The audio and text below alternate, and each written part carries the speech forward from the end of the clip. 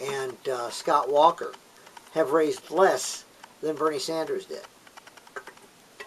Now, does that mean Bernie Sanders will necessarily win a general election? No. It doesn't mean he's going to win the nomination. But anybody who writes off his positions as being out of the mainstream of the Democratic Party is someone who doesn't understand the people who are members of the Democratic Party. Realistically, almost everything he says are things that most Democrats would agree with. Moreover, he says it well, and he says it vigorously.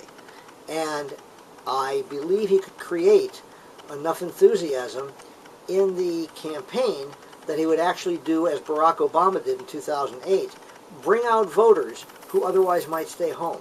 Let's talk about that for just a minute. The people who decide an election. Who is it that decides an election? Any idea? There's actually a fact to this. This is not opinion.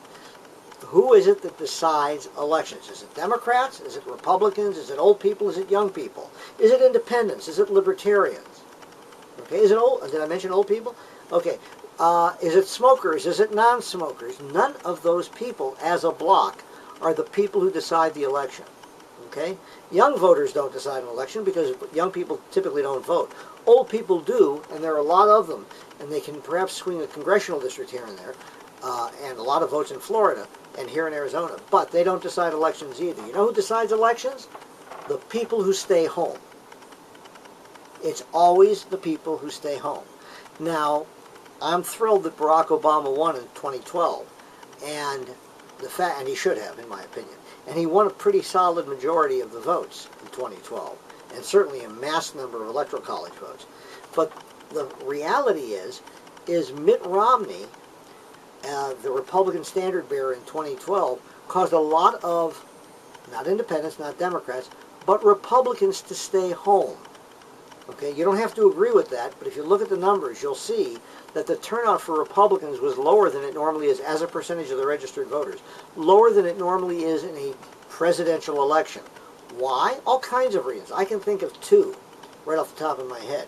First off, conservatives never trusted Mitt Romney to be a true conservative. That's partly because of his record in Massachusetts when he was governor there. I almost said Michigan because that's where he's really from. But he was governor of Massachusetts, and his record in Massachusetts was pretty moderate. It was not conservative. It wasn't liberal by any means, but it was pretty moderate. And keep in mind, he won running for governor in Massachusetts, so he couldn't have been real conservative in order to win. He also created, while in Massachusetts, he created that which became a model for the Affordable Care Act, if you will, Obamacare. So conservatives never really trusted him. Well, they weren't going to come out and vote for Obama in the general election, but they also weren't going to come out and vote for Romney. They stayed home. Another group that stayed home, at least in larger numbers than normal in a presidential election, were both evangelicals and and religious nuts.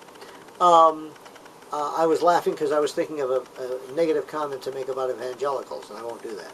But the people who are, let's say, religiously more extreme within the Christian religion would not come out and vote for Mitt Romney for one primary reason. You probably were aware of this, but you may not have been aware that this was the reason. He's a Mormon.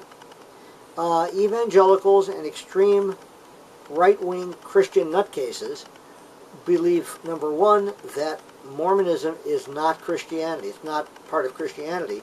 And they also believe it's a cult. I would make the argument that most religions are cults, but let's leave that aside. The fact is, because of his Mormonism, because he wasn't deemed a true enough conservative, or a conservative enough conservative, a lot of voters who would otherwise vote for the Republican nominee for president stayed home. Okay? Same thing happened in 2008 with John McCain. But the other thing that happened in 2008 is that a lot of people came out for Barack Obama who frequently, in most presidential elections, simply don't vote. African Americans, of course, came out in much higher numbers both in 2008 and 2012, but additionally, younger voters in 2008, even more than in 2012, came out. So there were the two factors. One, more new voters who came out, not new, but irregular voters. Okay, I don't know how irregular they were. That's between them and their doctor. But a lot of irregular voters came out, and a lot of normal voters who normally would have voted for Republicans stayed home in 2008 and again in 2012. Okay, so if you look back at a number of elections, you'll see that that's the case. Even in 2000 and 2004, let's change the dynamic a little bit. I don't want to beat a dead horse, but let's do that. Al Gore unquestionably won the popular election in 2000. There's no one who disputes that. He got more votes than George W. Bush. What the controversy was whether he got more or fewer electoral college votes than George W. Bush, and you can decide whatever you want to on that. But the fact that George W. Bush was able to bring it as close as he could in that election in terms of the electoral college, electoral votes, signifies that Al Gore didn't get as many votes in as many states as he could have, and that's because, frankly, although I admire the guy and think he would have made a good president, the bottom line reality is a lot of Democratic voters stayed home in 2000. The same thing happened in 2004. These two guys, Al Gore and John Kerry, both great Americans, unless you disagree with that, but you'd be wrong. Both great Americans, would have both made great presidents. They were both very good senators. And John Kerry invented the internet. Bottom line is a lot of Democrats weren't excited by them. And another thing that happened is that the Republicans, at least in the 2004 election, helped suppress the Democratic vote by these, what did they call them? I can't even remember. I almost said boat people, and that's not what I meant. The people who came out and talked about John Kerry's record as a hero in Vietnam made it a weakness by saying he really didn't deserve the Medal of Honor or whatever award he won. And they made Democrats, or people who would normally be expected to vote Democratic in a presidential election, feel unenthusiastic about John Kerry. They wouldn't have gone and voted for his opponent, but they stayed home. Okay, so let's look at 2016. Hillary Clinton, perfectly respectable person, did a fine job as Secretary of State. You don't have to agree with that. I don't care if you don't agree with that. This is not about dialogue. But she did a fine job as Secretary of State. She did a pretty good job as Senator. Okay, she made one major wrong vote. Okay. I don't think you can talk about someone's job as First Lady because there's really very little base of comparison. And it's not really a job. But she may have done all of those things wonderfully well. Okay?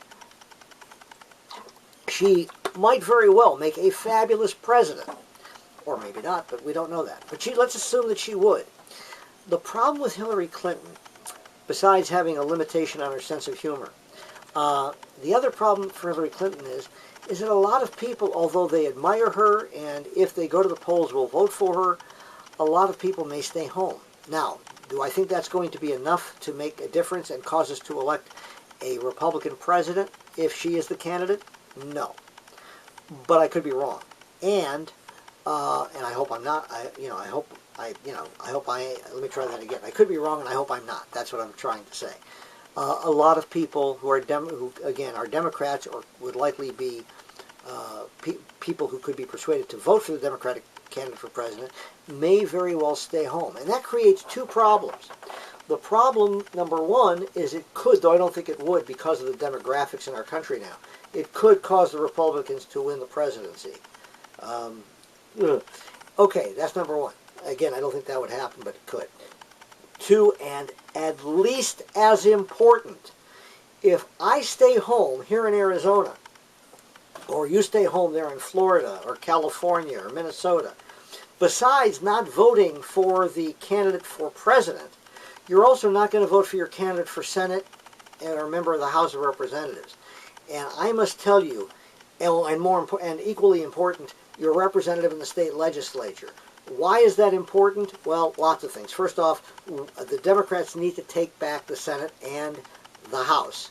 The House will be a tough battle anyway, but could at least take back the Senate. That doesn't require a lot of votes, doesn't require a lot of seats. It can be done. But if people stay home, it won't be done. Democrats stay home, it won't be done. So the best thing we can have is a really good candidate at the top of the ticket who excites voters. Again, equally important, if you stay home because you're not excited by the presidential candidate, you won't vote for the members of your state legislature, your state assembly, or your state House of Representatives, and your state Senate.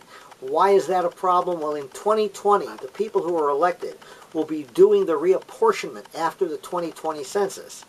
Reapportionment and gerrymandering is what caused, after the 2010 election, is what caused the aberration in the U.S. House of Representatives, where in each of the years since 2010, there's one exception to that. One of the two-year elections that was not true, but all of the others, the Democrats got vastly more votes. I think it was 2014. In 2014, the Democrats got something like 1 million more votes for members of the House than the Republicans did, but the House took a majority of the House seats because the Republicans in the state legislatures had so rigged the districts that it guaranteed a majority of Republican members of the House. In 2020, we've got to vote for our state legislators, which means we have to go to the polls, which means we have to bring people out who are enthusiastic about not just the state legislature, because that's not likely to happen anyway, but the presidential candidate. So Bernie Sanders, if he has flaws, he has flaws. But for all of those flaws, any that he has the capability of creating enthusiasm. And you're going to find out as these primaries roll out and these caucuses occur that he's going to get a lot more votes than would be suggested by the reports you're seeing on CNN and CBS and ABC, because he represents the Democratic wing of the Democratic Party. Nothing wrong with Hillary Clinton, but she's not Bernie Sanders. So anyway, that's the end of my rant on that. That's what I think is in store for us. You're going to see Bernie Sanders get a lot more votes. If you want to help him, you can go to his site at berniesanders.com, not .org, not .net, berniesanders.com, and you can contribute. You can also, right there on the page, volunteer to get involved in his campaign in your state. If you want to do it, fine. This is not a Bernie Sanders for President program, but it is a choice. And if you want to volunteer for Hillary Clinton instead, go for it. Just don't volunteer, please, for Scott Walker. Okay? All right, that's our show for this evening. If you'd like to drop us a note, feel free. It's TJB. Yes, it is. Yeah, that's all, folks. It's tjbradio@gmail.com. Subscribe if you would. Tell a friend. Join us next week. You can see our past shows as well right here on YouTube by going to youtube.com, of course, and looking for Jeff Bushman Experience. You can also listen to our older radio shows at blogtalkradio.com. Likewise, you would do a search for Jeff Bushman and be able to listen to those shows. And if you don't like watching, you can certainly go to youtube.com, look for our programs, and then just play the audio. You don't have to look. It's okay, really, I understand. Frankly, I think you should look, see the little gray in the sides like this. And besides that, sometimes I'm funny. And you know what they say about funny men. Anyway, you're leaving now, and as am I, so please be kind to each other until next time. And even though you're going away, please, please, please don't you go away mad. Good night, everybody.